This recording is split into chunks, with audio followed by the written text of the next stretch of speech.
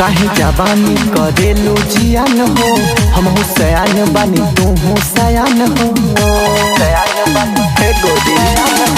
काहे जवानी करेलू जियान हो, हम हो सयान बानी तू हो सयान हो।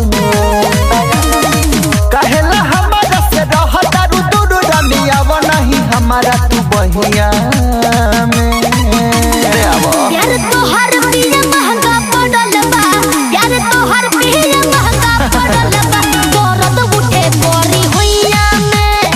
यार तोहर पिया महंगा पड़ल बा, दर्द उठे परी होइया में। अभी तो शुरुआत था।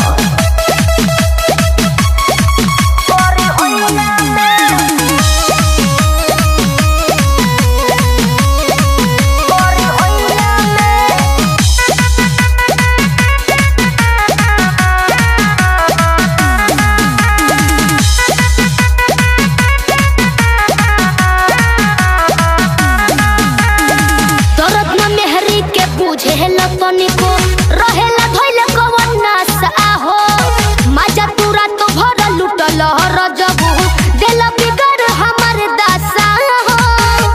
अरे मन देखी तोहरा के जानी पगलाई, तू ही हो हमर दिल के दवाई। का हमरा के जानी तड़पावो अब ढेर जानी सटे तना अपना तू देहिया में। तोहर पिया महंगा पड़ल बा, यार तोहर पिया महंगा पड़ल बा, दर्द उठे परी होइया। अरे दवाई ले ला। यार तोहर पिया महंगा पड़ल बा, दर्द उठे परी होइया में। देहाती मरद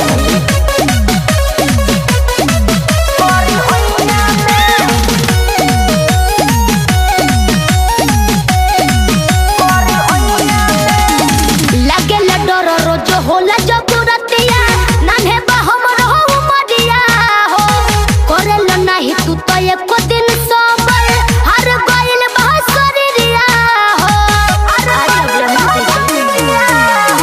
ऐसन सुघर बदनिया, पवन के चुए लगे मुँह से पनिया। माने लो बतिया अतुल के गोजन, होला नु सेज के लड़ैया में।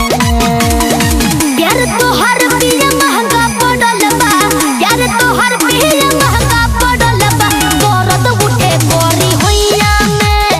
यार तोहर पिया महंगा पड़ल बा, दर्द उठे परी होइया में। अरे प्रिंस और दीपक से दवाई ले ली हा।